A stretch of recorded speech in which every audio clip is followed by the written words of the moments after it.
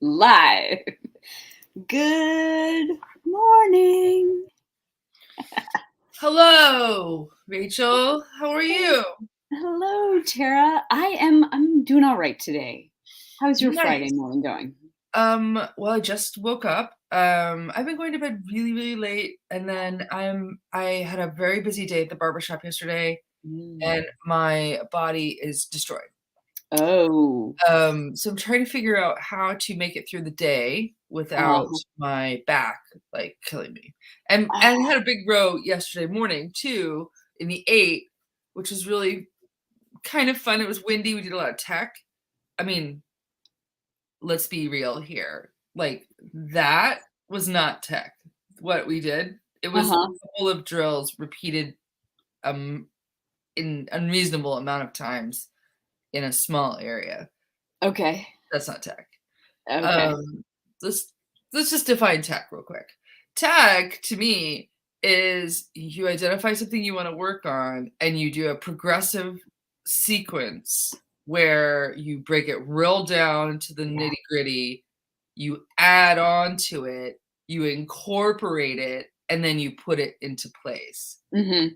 in those steps, not just the drill repeated over and over again by pairs. Mm-hmm. Oh, Yeah. and small pet peeve that Yes. I want to know if you agree with.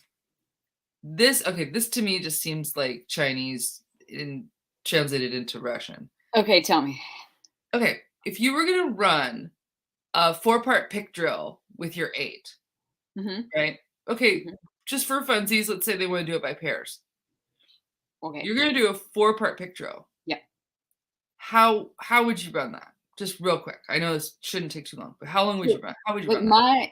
my standard pick drill is arms and body, half slide, full slide. Right, but I mean, like, I Okay. in terms of the groups of people, Oh, like, oh, would oh. you run the whole thing with the stern 4 and then the bow 4 or the pairs? Oh, I Would see you what you're saying. So, yes, I like to do progressive through the stern 4 and then progressive through the bow 4.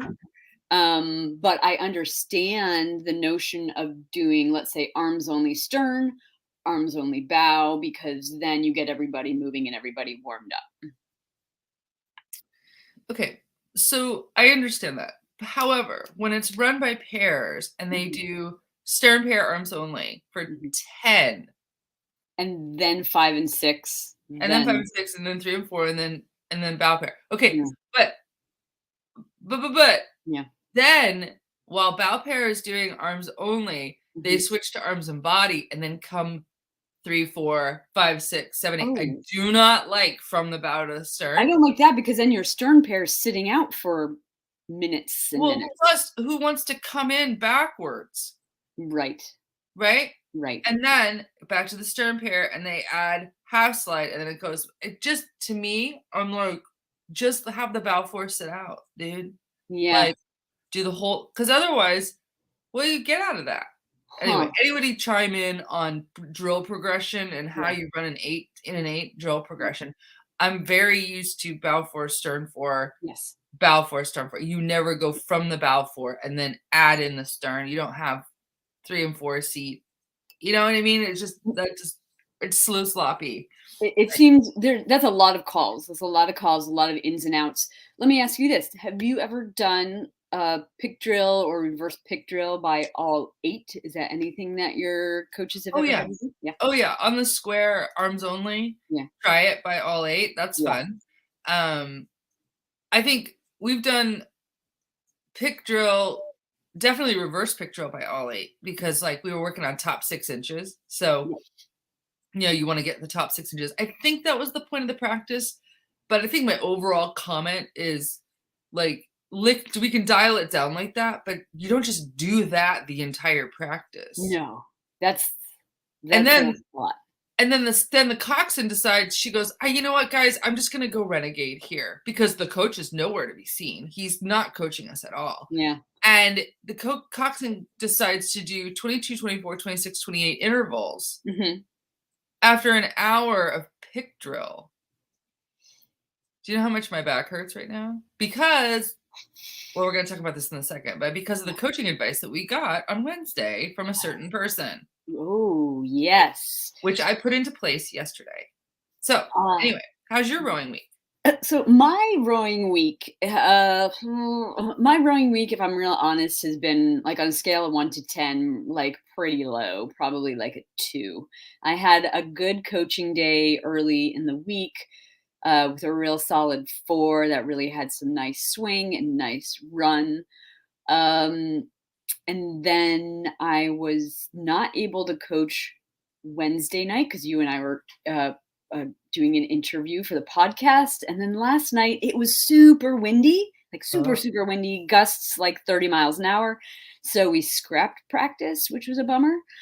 And I really have not touched my erg this week. But get this, the coach that I coach with asked me if I would fill in as a fourth woman in a head race next weekend.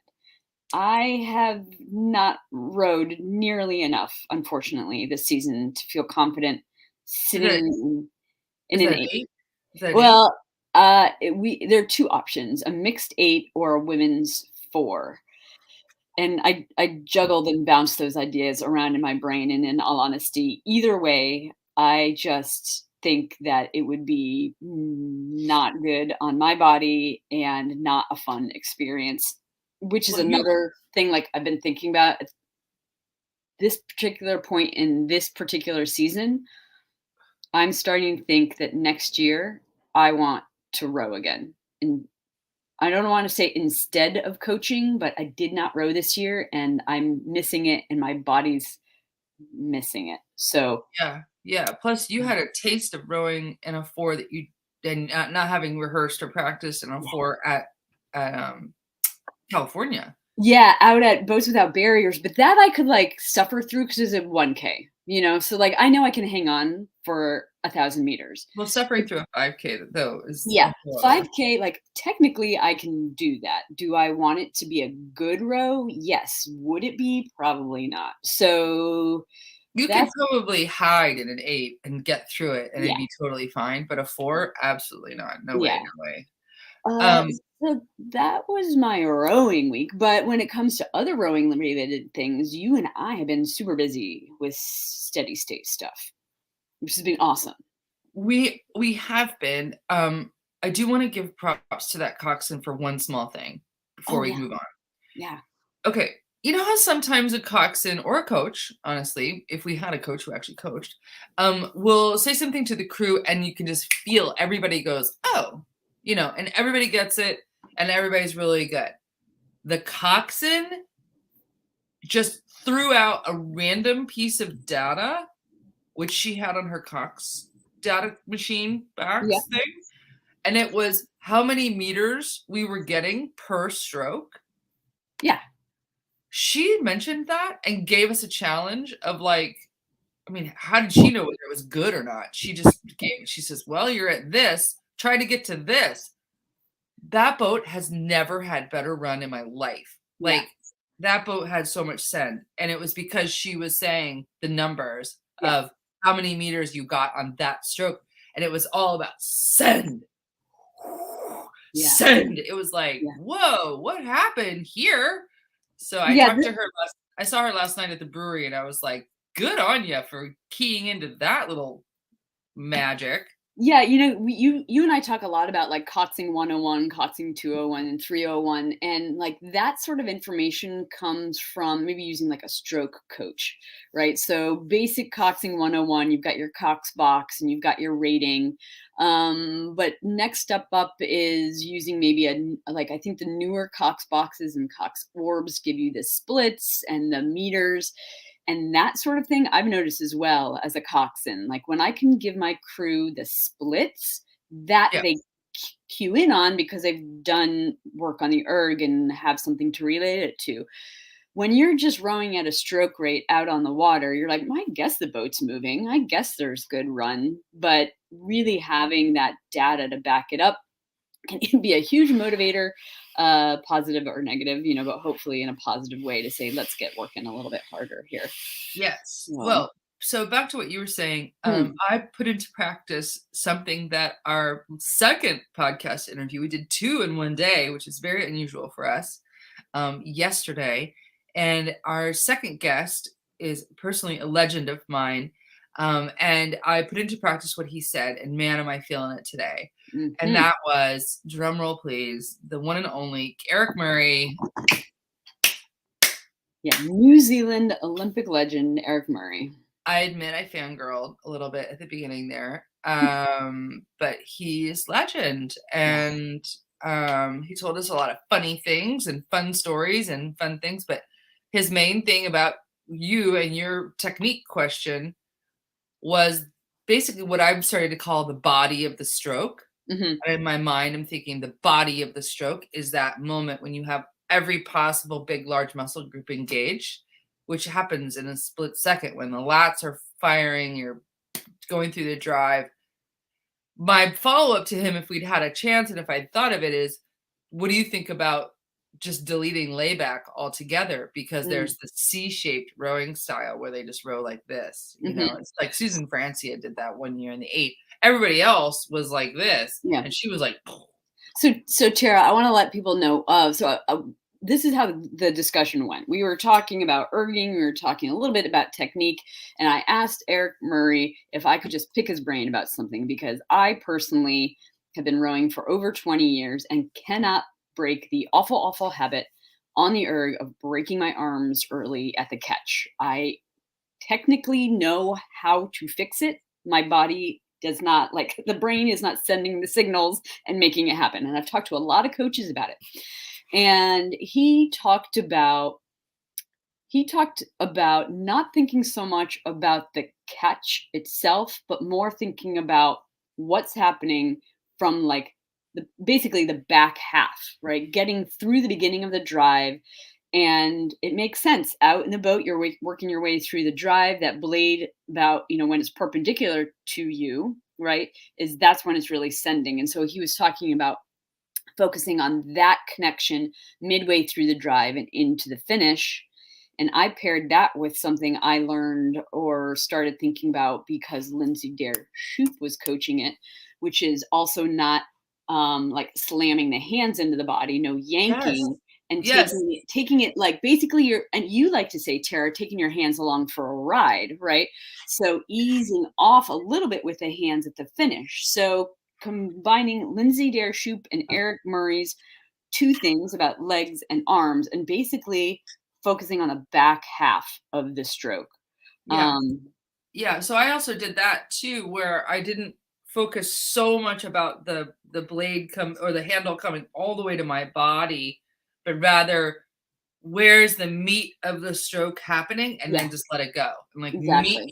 meat, let Yeah. it go. And sometimes it was, I tried to be really consistent. The other thing was really helpful yesterday. I don't know if you noticed it, but Leslie Wright from Steering You Right posted an Endeavor 8 video from the coxswain's point of Mhm. view. Oh, I So hadn't seen it. you saw these wonderful, talented, amazing, strong ladies rowing. And it was just fascinating because I've been struggling with my thumb and where my thumb goes at the finish because I want to keep that wrist flat on my outside hand. But I find that I'm like kind of flicking like this, Mm-hmm. you know? Hmm. And so I got to watch, I think that was Lindsay Dership who was stroking that boat. Oh, cool. Uh, and got to watch that she does actually do a little bit of a flick because your thumb naturally has to kind of pop off Mm. in order to like, you know, so it was good. Yesterday was a good technique absorption day. Let us know how your day is going. My name's Tara. This is Rachel. This is Coffee Chat. And we are hopefully going to be joined by Daniela Nacházelová Yes. from Hidden Voices in Rowing, the Voices in Rowing series book launch, which came out today via World Rowing. Yes, so Daniela has been invited. We're just waiting. She let me know just a couple minutes ago she's on her way. She is live right now in the Czech Republic, in Račice, which is where the World Rowing Championships are being held. So there it's already 4:15 in the afternoon. They're starting to wrap up their day. She had a live book launch there on site at World Champs with the president of the Czech Olympic Committee, helping her to launch that book. So she should be here momentarily to talk about her new book, Hidden Voices in Rowing. And let me just take a quick look. Here she is. Daniela has joined us. I'm going to add her to the stream. Oh my God. Good Good afternoon, guys. Hi, Daniela. Hi, guys. It's been a crazy day, but we are finally here. Yeah. Yeah. Congratulations on the new book. Thank you. Thank you. I hope that everybody will enjoy it. Well, we are so grateful that you reached out to us to let us know about this new book. We have obviously, or not obviously, but we had talked to you a couple of years ago when you published your first book, Women's Voices in Rowing. And we were so excited about that one and so interested to talk with you about the women that you interviewed for that one. And it was a nice surprise to hear, hey, there's a second one coming. Oh, yeah. And hopefully there'll be two more that I have kind of planned originally. Sorry, that I planned. I plan to do two more, and obviously, as you can see right now, I'm in the gallery. That's part of the second book of the Hidden Voices, because, like, rowing art, not too many people really knows about that, and we came together and we have a pop-up show here in Vrčice for the World Championships. That's where the book launch was with VK. Fantastic. So I set it up my stage here, right in the gallery, so that way you can see, people, wandering through and, enjoying the show as well as obviously the book. I love that. I've never seen an art gallery at a regatta. That's fantastic. Thank you. That's amazing. Exactly. This is the 60th World Championships, and I think this is the first actually art show that it's attached to the World Championships. So the organizers of the art show were saying, well, maybe the future organizers will take it as a challenge and will organize their versions of rowing in art, and then a few years, somewhere down the road, we'll put together like a huge art show where rowing comes together with art. Yeah, definitely. That's amazing. We love that idea because, as you know, and one of the reasons we are really love talking with you and love the work that you're doing is that there's so many different ways to tell the story about rowing, and we all as individuals have our own stories. And I wish that I was there to see that art gallery, actually. Yeah. Okay, I'll do like I can do like a quick, tour guide for you guys. So is it mixed media? Because I know in your Women's Voices of Rowing, photography played a big part in that first book. Those are beautiful portraits. So I can see that looks more like a painting behind you that's related to the book. So in the second book, I actually put this show in because there was a show at the beginning of June for our Czech version of Henley, and they put together this pop-up show. So I talked to the creator, who is part of the Hidden Voices in Rowing, and I'm like, well, tell me, how did you come up with the idea? He said, I just selected artists, I came to them and I said, hey, can you guys interpret the way you see rowing? And he went really spread out, meaning that it was like a mosaic. So we have an abstract art, we have impressionism, we have realism. Also on top of me, there's a sculpture that it's about 4 tons heavy, and it will be on display like forever at the Slavia Rowing Boathouse, downtown in Prague. So there's like a really mixed media, as many different styles of paintings, art as you can get. That was the whole goal for this show. Plus, I started to help them to co-curate it. So I got 2 American artists. One is Susan Wood, and another is Frida Strand. Wow, I love that. So tell us about this new book, Hidden Voices in Rowing. You mentioned that this is the second of a series. When you started writing women's voices in rowing, at that time, were you already thinking about the series? Yeah. I did. I just didn't want to say it out loud. Yeah. Because I just wasn't sure how the first one would be, received by, let's say, by the readers, and it's been an incredible journey, and I just wanted to continue with it. And this is actually, the Hidden Voices is probably my first original idea, because about 5 years ago I went to Berlin and I interviewed the first man for this book, which is Klaus Filter, an incredible, scientist. Is just like an incredible mind. And he told me his story, like, for example, that he's like a war child, that he had to walk from Czechoslovakia back then all the way to Berlin, and he found rowing, and rowing kind of saved him, because they were able to go row into the countryside, and he was able to get, like, for example, catch a crayfish or corn, and that's 1945. The Germany is desperate, for any kind of supplies, and rowing actually saved his life. And I'm like, oh my God, like, nobody knows this story. So I just like kept on systematically, building up, this collection of, hidden voices. Well, we're looking forward to getting a hard copy. Is it available online Yeah. yet? Yep, yes. Great. So we'll let everybody know they can find it online at Voices in Rowing. Is that right? Yes, voicesinrowing.com, because there should be two more books coming up. I'm working on my third one as we speak, because this gallery, these guys gave me this place, and then I turned it into my office. So I have this like incredible view over the regatta course. I can, see the racing and then interview the future voices. And then there will be one more. Oh, so future Voices in Rowing. Wow, that's going to be amazing. It's not a title, that's how I just call it, that Yeah, I will sure. have, 20 plus more people. Yes. Yeah. Wow. I'm sure you're meeting some incredible people there at the regatta. Yeah. I'm not going to unveil them yet, but the stuff they told me, I have to say, I admire their honesty with everybody. Like, I talked to some of the voices, and they were like, yeah, for briefly we were thinking if we weren't too honest. No, it's good. We are glad that we said it, out loud. And I'm like, thank you for that, because it's not easy. Yeah, and that's something that I think Tara and I have felt a lot too in the last couple of years since forming Steady State and starting the podcast.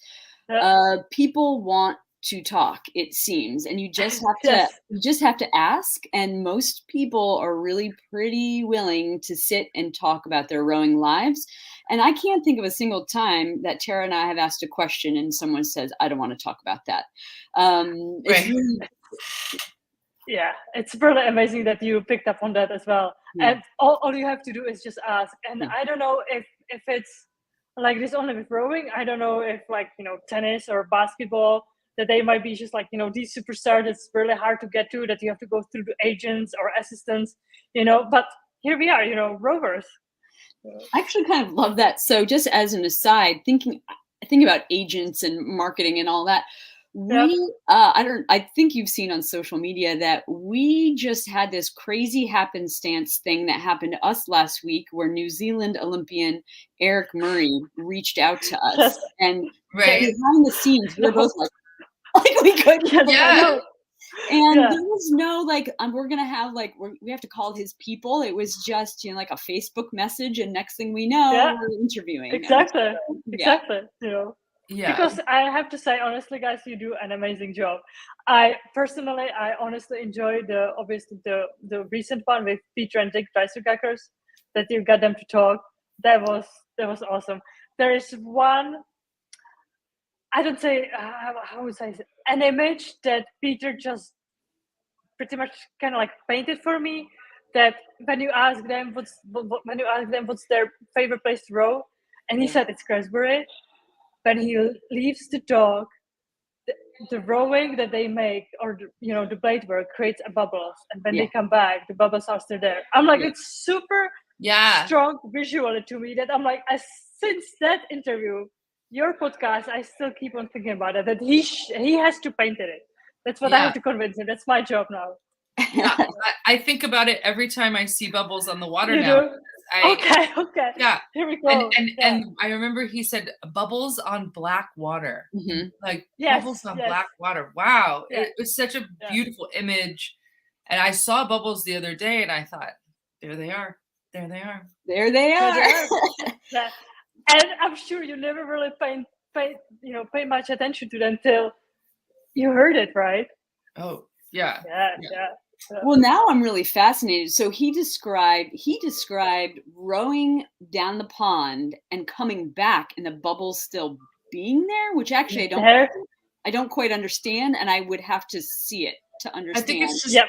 Yep. it's so flat and so Yeah, undisturbed. It must yeah. be. Exactly. Oh, it is because that's my favorite place, to be. That's where I go like since 2004 to coach, and I have to make my way back, next summer definitely for like a longer period of time because that's where I learned pretty much everything about rowing I know, today.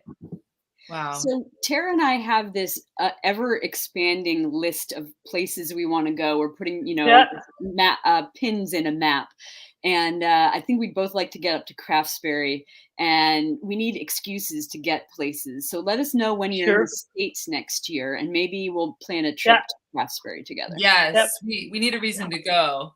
Yeah. Yeah, obviously the next one would be here where we are right now, in Rachica. You are more than welcome, to come here because I live about half an hour away, and that's interesting place to be as well. Yeah, I think they did an amazing job, I would and love I'll to get just there. show you Yeah, look some at of the that. crazy artwork.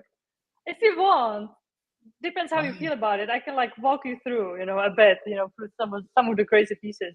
Well, maybe just this one. Can you show us this one Yes, and tell us who it's from? What Bye. is that? this one is like super crazy. It's like it's this one is like really wild. It's a Wow. female artist, and it's her version of rowing. Definitely, I would say influenced by like some definitely like an African tribe. I Okay. think they could see the different styles, and it's just really wild. I love the color. This I love all the color. Oh yeah, the colors are awesome. And then obviously, since this one is kind of fun, crazy. And then this one would be more, Oh, let's say, wow. like Edvard Munch. Yeah, Hmm. yeah, Wow. yeah. And then we have like a super abstract version of rowing. Like let's say the frequency is one of them, and the speed. And I'm sure that once you hear the title, that you can see it. And then we have incredible shot here. That's really awesome. Yeah, Wow. let's show them. Yeah. That's amazing. Then yeah,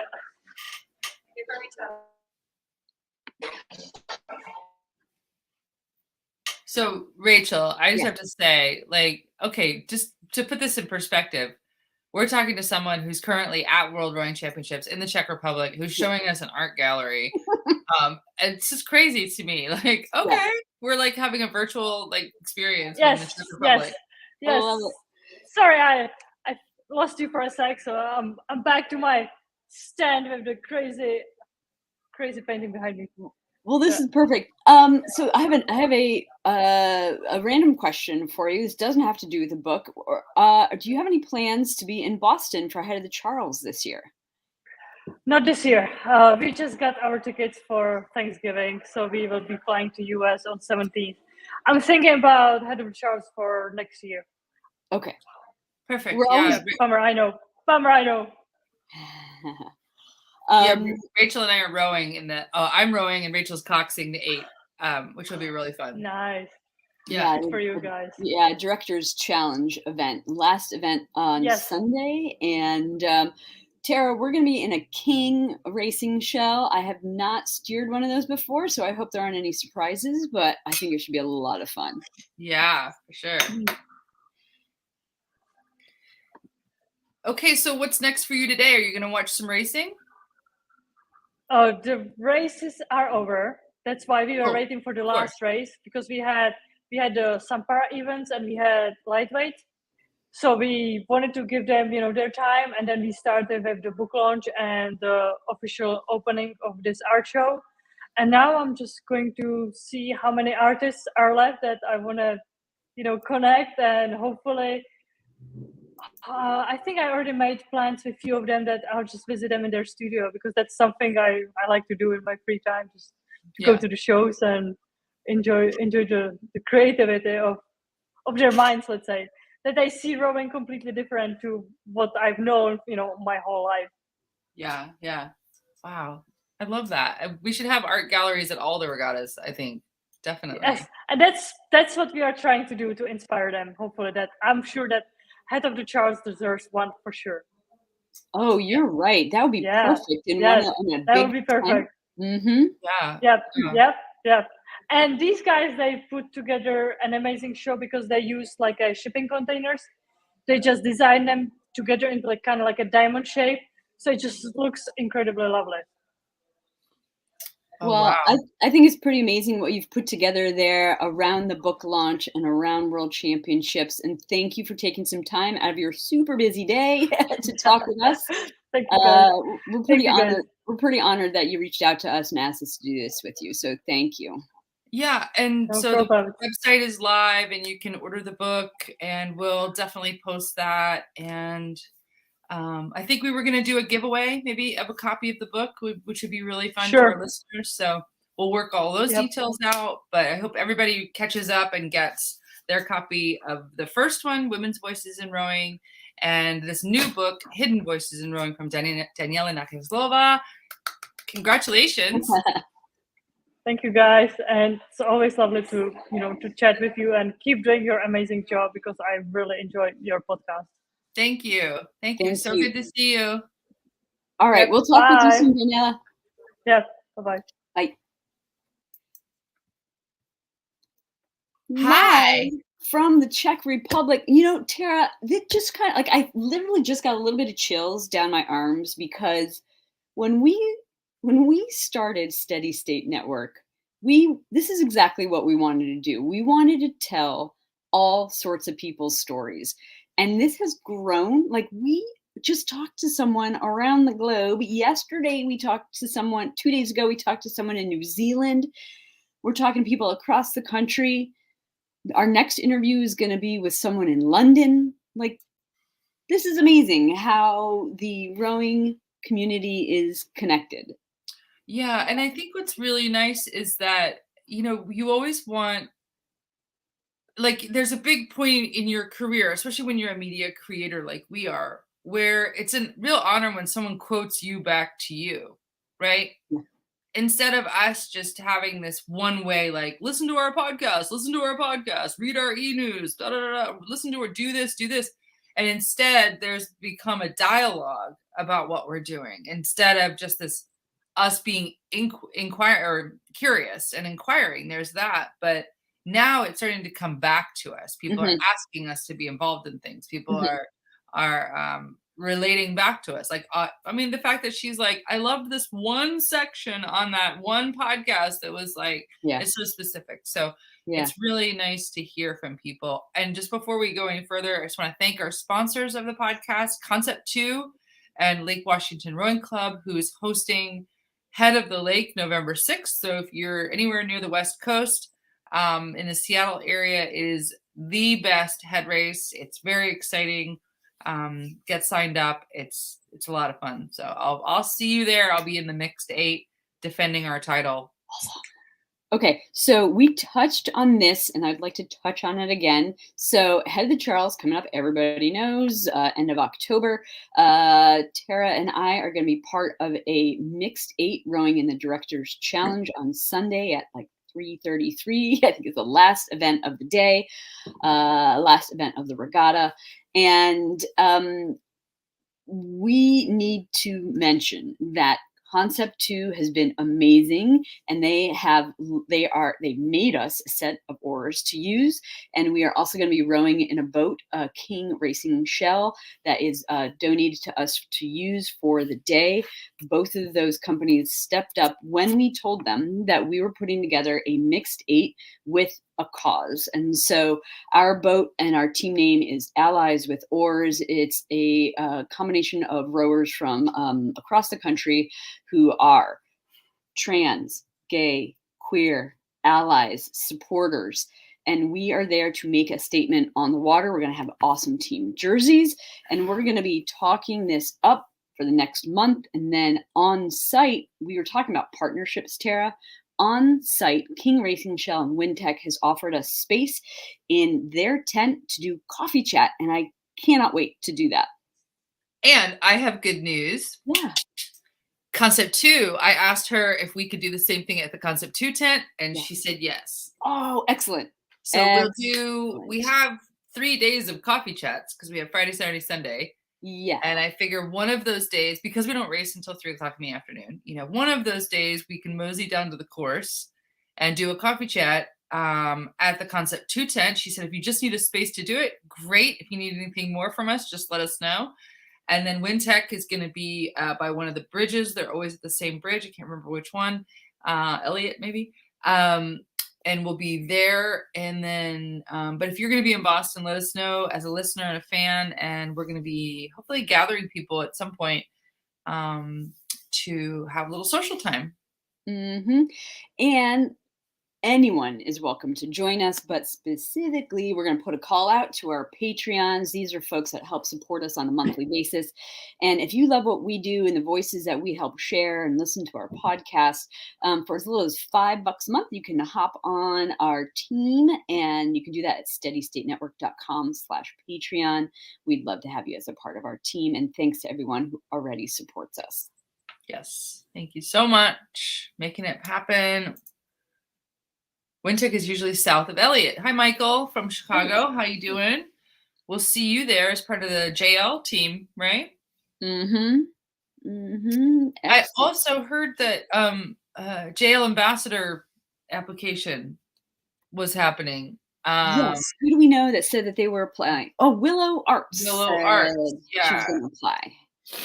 Willow Arts is applied. Yeah, it sounds like a good time to be had. I think that the JL Ambassador program is pretty fantastic.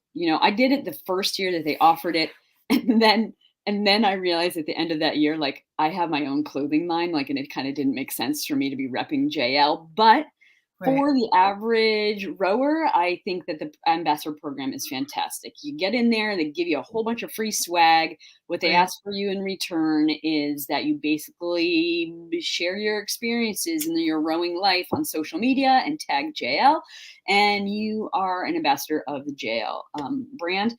I don't know if you saw, Tara, a couple of weeks ago, our friend Cece was at World Masters in, where was that, France? And she shows up and there's a flag with a photo of her on it, advertising JL. So she's a JL ambassador. She takes pictures all the time. She posts them online. As an ambassador, JL, the contract is JL can use photos that you use in your JL ambassadorship. And so she showed up to World Masters. There's this flag using a photo that she took of herself in her single, and she's like, wait a second. She was super excited actually to see it. But yeah, I bet. She should talk to a lawyer, because they just, like, as a content creator, I was like, they just totally stole that photo, but she signed off the rights to JL to use it. I'm looking at the picture right now. Yeah. Wow. Yeah. That's really cool. But yeah, as a content creator, I want to check the paperwork on that.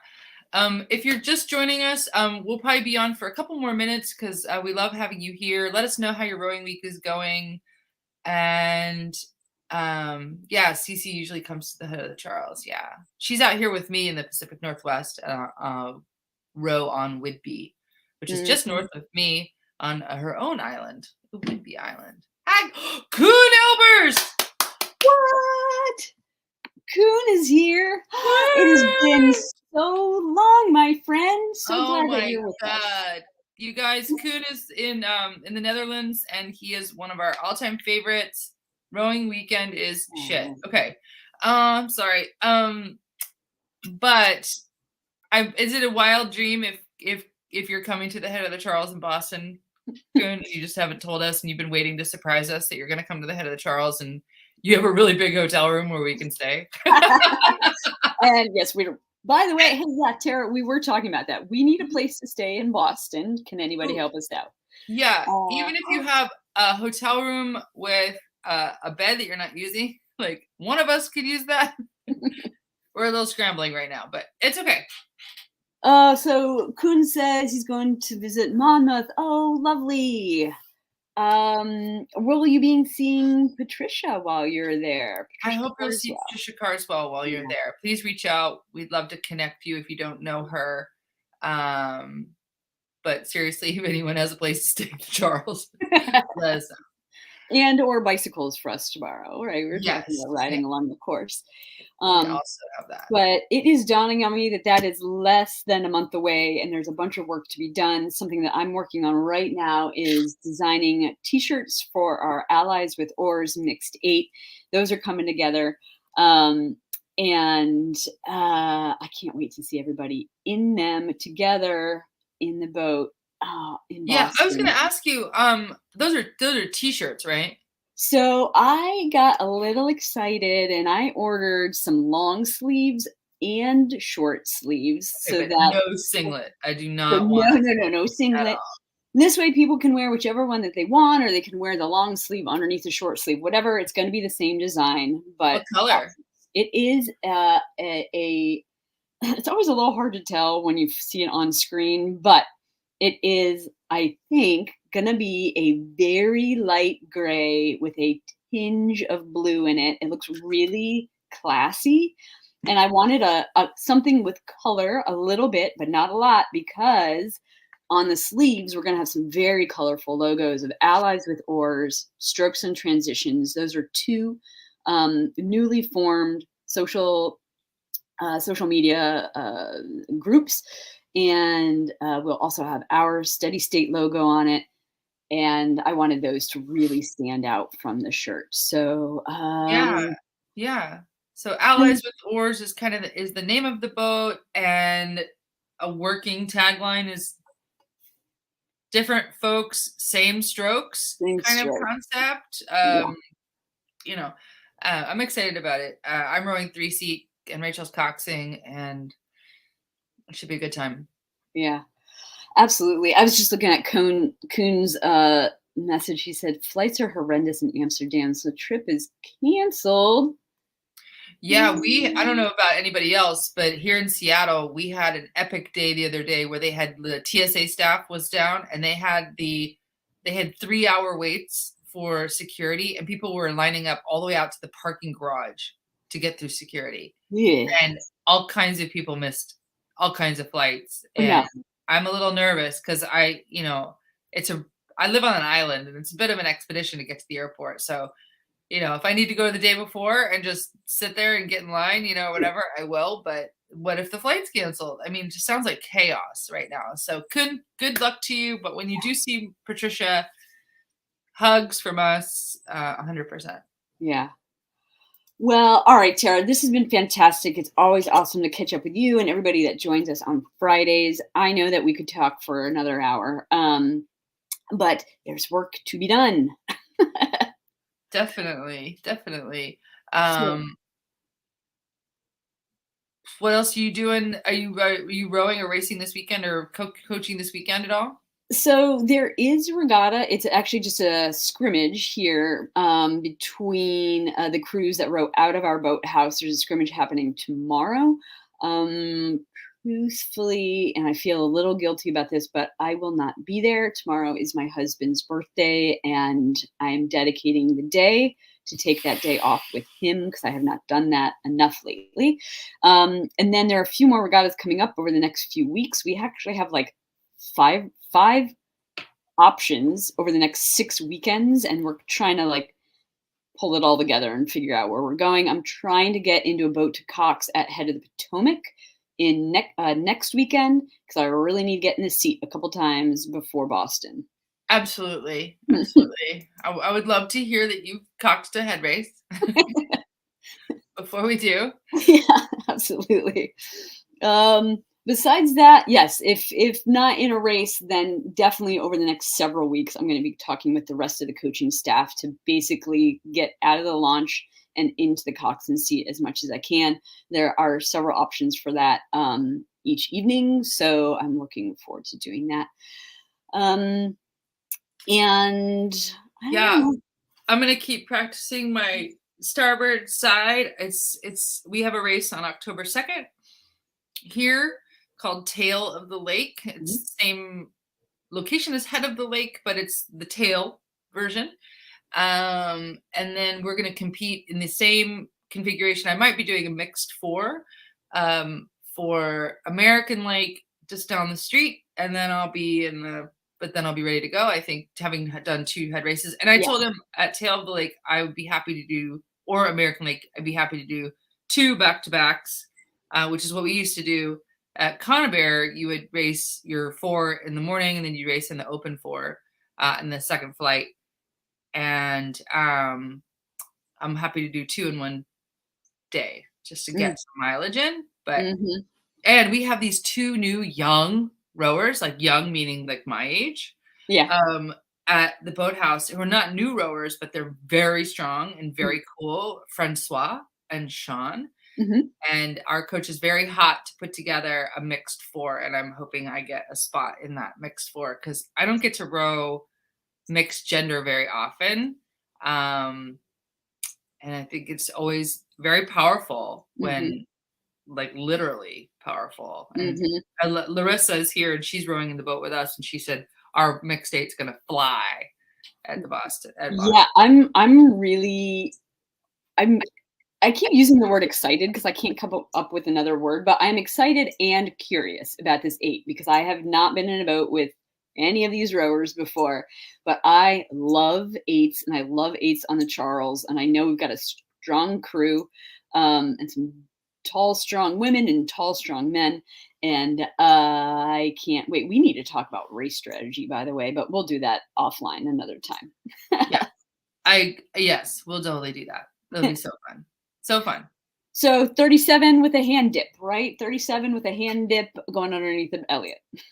Oh, totally. I'm excited about that. Larissa says we ran most of our lineup ahead the Cuyahoga last week and we won. Yes. Casey sent me a couple of photos and I think that's amazing. Amazing. So congratulations on that win last weekend. And yeah, bring some of that excitement and speed definitely to Boston. I know everybody's prepping for that. So I'm excited to meet everyone, and because you and I are kind of jumping into a boat with a bunch of people who already know each other, which is yeah, really fun. yeah. And it's going to be great. So if you're in Boston, come party with us, come play with us. Let us know you'll be there. It's going to be good.